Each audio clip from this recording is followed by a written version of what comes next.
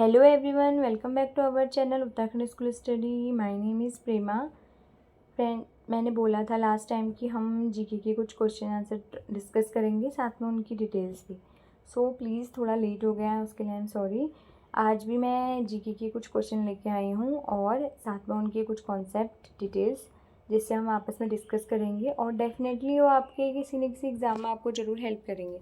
So please आपको अगर ये क्वेश्चन आंसर उनकी डिटेल्स समझ में आती है, ये कॉन्सेप्ट आपको अच्छे लगते हैं, तो आप लाइक कमेंट शेयर ज़रूर कीजिएगा। साथ ही अपने नोट्स पक्का बनाइएगा। मैं आपको बता रही हूँ, आपके किसी न किसी एग्ज़ाम में डेफिनेटली आएंगे।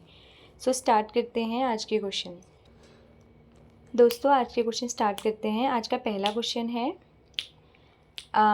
टमाटर में कौन सा अम्ल पाया जाता है? तो इसका आंसर है ऑक्सैलिक अम्ल। अम्ल हमने बचपन में, जब हम छोटी छोटी क्लासेस में से 6-7 से लेकर 12 तक बहुत सारा पढ़ा है कि किस में कौन सा एसिड होता है। तो टमाटर में होता है ऑक्सैलिक अम्ल। ऑक्सैलिक अम्ल एक रासायनिक यौगिक है जो लगभग हर पौधे में कुछ हद तक स्वाभाविक रूप से होता है। नेचुरली ये किसी न किसी पौधे, प्लांट्स, फ्रूट्स या वेजिटेबल्स में होता है। और हम जितनी भी चीज़ें खाते हैं नेचुरली, उन सब में कोई ना कोई एसिड रहता है। कुछ नेचुरल रिसोर्सेज हैं और उनके कुछ एसिड के नाम हैं, जैसे सिरका। आपको पता है सिरका सबके पास होता है, उसमें एसिटिक अम्ल होता है। नारंगी में साइट्रिक अम्ल होता है। इमली में टार्टरिक अम्ल होता है। टमाटर ऑक्सैलिक अम्ल। दही लैक्टिक अम्ल। नींबू साइट्रिक अम्ल। चींटी के डंक में मेथनोइक अम्ल और बिच्छू के डंक में भी मेथनोइक अम्ल। ये कुछ एसिड और नेचुरल रिसोर्सेज हैं, ये आप एक बार जरूर पढ़िएगा। नेक्स्ट क्वेश्चन है, निम्नलिखित नेताओं में से किसने इंडियन होम रूल लीग की शुरुआत की थी? जो इंडियन होम रूल लीग है उसकी शुरुआत किसने की थी? तो ये 4 ऑप्शन है, उनमें से एक ऑप्शन हमारा आंसर है। तो बाल Gangadhar Tilak ji. Home rule league की शुरुआत करने की ज़रूरत क्यों पड़ी थी और होम रूल लीग है क्या? होम रूल लीग ये था कि तिलक जी चाहते थे कि हमारे अपने देश में अपना स्वशासन हो, हमारे अपना रूल हो, अपना राज चले। वो अंग्रेज़ों के शासन के सब खिलाफ थे, इसलिए उन्होंने ये आंदोलन चलाया होम रूल लीग। उसमें उनका साथ दिया था किसने? एनी बेसेंट ने। बाल गंगाधर तिलक ने अपने समर्थकों का पुनर्गठन किया और अप्रैल 1916 में को इंडियन होम रूल लीग का शुभारंभ किया। सितंबर 1916 में एनी बेसेंट द्वारा भी एक अलग होम रूल लीग की शुरुआत किया गया था। दोनों जो नेता थे, दोनों ने ही होम रूल लीग की स्थापना की थी। एनी बेसेंट भारत की भारतीय राष्ट्रीय कांग्रेस की पहली महिला अध्यक्ष थी। उन्होंने 1917 में कलकत्ता अधिवेशन में भारतीय राष्ट्रीय कांग्रेस की अध्यक्षता की। वह भारतीय राष्ट्रीय कांग्रेस की एक प्रमुख सदस्य भी थी। उस टाइम पे हमारा जो राष्ट्रीय दल था कांग्रेस, वो बहुत बड़ा था। उन्होंने 1916 में होम रूल लीग की स्थापना की। वह पहली बार 1893 में भारत आई और भारतीय राष्ट्रीय जितने भी उस टाइम आंदोलन चल रहे थे, उन सब में भाग लिया।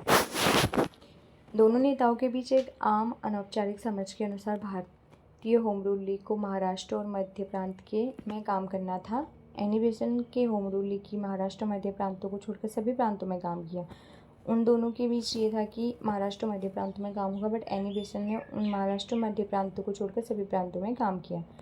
कॉमनवेल्थ और new India home rule league के पेपर थे। न्यू इंडिया और कॉमनवेल्थ, ये 2 होम रूल लीग के पेपर थे। न्यू इंडिया एनी बेसेंट की थी। केसरी महारत इंडियन होम रूल लीग की पुस्तकें थी। केसरी और ये महारत इंडियन होम की, केसरी बाल गंगाधर तिलक जी की अपनी पुस्तक है। सो नेक्स्ट क्वेश्चन है, निम्नलिखित में से कौन सा भारतीय सिविल सेवा के लिए अर्हता प्राप्त करने वाला पहला भारतीय था? यानी कि भारतीय सिविल सेवा जो कि यूपीएससी है, उसके लिए योग्यता प्राप्त करने वाले पहले भारतीय कौन थे? तो सत्येंद्र नाथ टैगोर। ये पहले भारतीय थे जिन्होंने यूपीएससी यानी कि भारतीय सिविल सेवा के लिए योग्यता प्राप्त की थी। तो भारतीय सिविल सेवा के लिए पहली परीक्षा लंदन में 1855 में आयोजित की गई थी और एक भी भारतीय परीक्षा देने के लिए वहाँ नहीं गया था। जब फर्स्ट टाइम 1855 में लंदन में ये एग्ज़ाम आयोजित किया गया था, उस टाइम पे वहाँ पे इस पेपर को देने के लिए कोई भी भारतीय नहीं गया था। रविंद्रनाथ टैगोर के बड़े भाई सत्येंद्र नाथ टैगोर 1863 में भारतीय सिविल सेवा के लिए अर्हता प्राप्त करने वाले पहले भारतीय बने। उन्हें कैडर के रूप में बॉम्बे प्रेसिडेंसी आवंटित किया गया था। उस टाइम पे प्रेसिडेंसीज थे। तो कपूर सिंह 1948 में सेवाओं से हटाए जाने पहले आईएएस अधिकारी बने। सुरेंद्रनाथ बनर्जी ने इंडियन नेशनल एसोसिएशन की स्थापना की और 1883 और 1885 में भारतीय राष्ट्रीय सम्मेलन के क्रमशः 2 सत्रों का नेतृत्व किया। आर.सी. दत्त एक पूर्व भारतीय सिविल सेवक थे जिन्होंने भारत का आर्थिक इतिहास लिखा था। वह परीक्षा में दूसरे स्थान पर रहा। सुभाष चंद्र बोस एक स्वतंत्रता आंदोलन के नेता थे जिन्होंने 1921 में भारतीय सिविल सेवा से इस्तीफा दे दिया था। उन्होंने परीक्षा में चौथा स्थान हासिल किया था। सुभाष चंद्र बोस जी, ठीक है। तो ये कुछ इसकी एडिशनल इन्फॉर्मेशन है जो कि आपको आपके एग्ज़ाम में काम आएगी। नेक्स्ट क्वेश्चन है, गांधी इरविन समझौता भारत के निम्नलिखित में से किस आंदोलन से संबंधित है? गांधी इरविन समझौता एक बहुत फेमस टॉपिक है और उस टाइम पे मतलब ये क्यों हुआ था उसके बारे में हम पढ़ेंगे। तो ये सविनय अवज्ञा आंदोलन से संबंधित था, गांधी इरविन समझौता।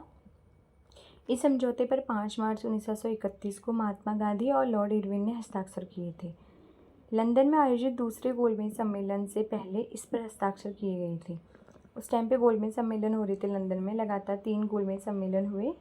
तो उसी में जब दूसरा गोलमेज सम्मेलन होने जा रहा था उससे पहले इस गांधी इरविन समझौते पर हस्ताक्षर किए गए थे। गांधी इरविन समझौते के अनुसार गांधी जी ने सविनय अवज्ञा आंदोलन स्थगित किया था क्योंकि उसमें यही शर्तें थी कुछ, और दूसरे गोलमेज सम्मेलन में भाग लेने के लिए सहमत हुए। गांधी इरविन समझौते की प्रस्तावित शर्तें क्या क्या थी उनके बारे में पढ़ते हैं। भारतीय राष्ट्रीय कांग्रेस द्वारा दूसरे गोलमेज सम्मेलन में भाग लेना है। नमक पर लगने वाला कर को हटाना है। भारत सरकार द्वारा जारी भारतीय राष्ट्रीय कांग्रेस की गतिविधियों पर अंकुश लगाने वाले सभी अध्यादेशों को वापस लेना है। ये उसमें शर्तें लिखी गई थी। सत्याग्रह को वापस लेना है। गांधी जी की अगुवाई में असहयोग आंदोलन पहला जन राजनीतिक आंदोलन था। तो ये गोलमेज सम्मेलन हुए थे, वहाँ पे 3 गोलमेज सम्मेलन हुए थे 1930, 1931 और 1932 में। तो इन 3 गोलमेज सम्मेलनों में भारत से कोई ना कोई गए थे, जैसे B.R. अम्बेडकर थे, सरोजनी नायडू जी। तो ऐसे हमारे नेता गए थे और गोलमेज सम्मेलनों में भाग लिया था और ये सारी शर्तें रखी गई थी गांधी इरविन समझौते में। साथ ही गांधी जी की अगुवाई में असहयोग आंदोलन पहला जन राजनीतिक आंदोलन था। इसकी शुरुआत हुई थी 1920 में और लक्ष्य था स्वराज की प्राप्ति। जितने भी आंदोलन चल रहे थे वैसे सबका लक्ष्य यही था कि हमें स्वराज मिले। रॉलेट एक्ट अधिनियम 6 फरवरी 1919 को पारित किया गया था। गांधी जी ने इस अधिनियम को काला कानून कहा था। जब रॉलेट एक्ट पारित हुआ था 1919 वाला, तो गांधी जी ने उसको काला कानून कहा था। तो देखो आप सारे टॉपिक पढ़ेंगे, इसमें से अगर एक क्वेश्चन ऐसा आ जाए कि काला कानून किसे कहा गया था तो आप एक कॉन्सेप्ट से क्लियर हो जाएगा। रॉलेट एक्ट के दौरान लॉर्ड चैम्सफोर्ड ब्रिटिश वाइसरॉय थे। उस टाइम पे कौन थे? लॉर्ड चैम्सफोर्ड थे, ब्रिटिश वाइसरॉय। भारत छोड़ो का प्रस्ताव 8 अगस्त 1942 को पारित किया गया था। जो भारत छोड़ो आंदोलन उसका प्रस्ताव भी 8 अगस्त 1942 को पारित किया गया था। क्रिप्स मिशन की विफलता भारत छोड़ो आंदोलन का तत्कालिक कारण बना था। इस आंदोलन के दौरान भारत छोड़ो एक प्रसिद्ध नारा बन गया। तो कब दिया गया था? 1942 में। नेक्स्ट क्वेश्चन है, भारत और चीन के बीच की सीमा रेखा कहलाती है? जो भारत और चाइना के बीच सीमा रेखाएँ हैं, हर एक देश का दूसरे देश के साथ बॉर्डर रेखाएं होती हैं, उनके बारे में पढ़ेंगे अभी। तो भारत और चीन के बीच कौन सी रेखा है? तो भारत और चीन के बीच है मैकमोहन रेखा। भारत और चीन के बीच की सीमा रेखा को मैकमोहन रेखा कहा जाता है। इस रेखा पर तिब्बत और ग्रेट ब्रिटेन के बीच शिमला सम्मेलन 1913 जुलाई 1914 के अंत में बातचीत हुई थी। इसका नाम सर हेनरी मैकमोहन के नाम पर रखा गया था, जो मुख्य ब्रिटिश वार्ताकार थे। तो ये अंग्रेजों के टाइम पे ही ये सब चीज़ें हुई थी। और ये जो रेखा है ये तिब्बत और ग्रेट ब्रिटेन के शिमला सम्मेलन अक्टूबर 1913 और 1914 के अंत में बातचीत के बाद यह नाम रखा गया था। यह सीमांकांत रेखा लद्दाख से होकर गुजरती है। हमारे देश का जो हमारे लद्दाख है वहाँ से होकर गुजरती है। भारत इस रेखा को मान्यता देता है लेकिन चाइना इससे इनकार करता है। इससे अभी भी वो एक कानूनी विवाद बना है। चीन का दावा है कि बातचीत के समय तिब्बत चीन के शासन में था और तिब्बत को किसी भी विदेशी देश के साथ बातचीत करने का कोई अधिकार नहीं था। तो चाइना आपको पता ही है हमेशा अपने आप को हर चीज़ में ऊपर ही रखता है। वो सारे पॉलिसीज़ बनाता तो है लेकिन फॉलो नहीं करता है। दूसरा है रेडक्लिफ रेखा। यह सीमा रेखा है जो भारत और पाकिस्तान को अलग करती है। इसका नाम सीमा आयोगों के अध्यक्ष सर सिरिल रेडक्लिफ के नाम पर रखा गया था। ठीक है, भारत और पाकिस्तान के बीच कौन सी रेखा है? रेडक्लिफ रेखा है। और डूरेंट रेखा यह सीमा रेखा है जो पाकिस्तान और अफगानिस्तान से अलग करती है। यह एक ब्रिटिश राजनयिक मोर्टिमर डूरेंट के नाम से रखा गया है। ये जितने भी रेखाएं हैं किसी न किसी अंग्रेज़ अधिकारी के नाम से ही रखे गए हैं। 7 देश हैं जो भारत के साथ सीमा साझा करते हैं। हमारे इंडिया के जो पड़ोसी देश हैं कौन कौन से हैं जो हमारे देश के साथ सीमा रेखा बॉर्डर बनाते हैं? पाकिस्तान है, अफ़गानिस्तान है। पाकिस्तान के साथ आपको पता है रेडक्लिफ रेखा। अफ़गानिस्तान है, नेपाल, चीन, बांग्लादेश, भूटान और म्यांमार। बांग्लादेश भारत के साथ सबसे लंबी सीमा साझा करता है क्योंकि यह 3 तरफ से भारत से घिरा हुआ है बांग्लादेश। ये कुछ एडिशनल इन्फॉर्मेशन थी जो आपके काम आएगी और आपको आपके एग्ज़ाम में किसी न किसी पेपर में ज़रूर आएंगे ये क्वेश्चन आंसर। सो प्लीज़ आप लोग एक बार ये पढ़िए, रिवाइज़ कीजिए, हो सके तो आप नोट्स बनाइएगा और आपको अगर कुछ चीज़ें समझ में नहीं आ रही तो आप कमेंट करके पूछिएगा। बट ये है अगर कुछ गलती भी हो रही तो आप वो भी ज़रूर बताइएगा। और साथ ही आप कॉन्सेप्ट पढ़िए, क्वेश्चन को मत रखिए, कॉन्सेप्ट पढ़िए। कॉन्सेप्ट से आपके सारे क्वेश्चन, सारे डाउट्स क्लियर हो जाएंगे। सो आज के लिए बस इतना ही। Thank you so much guys, thank you. मिलते हैं फिर हम अपनी नेक्स्ट वीडियो में।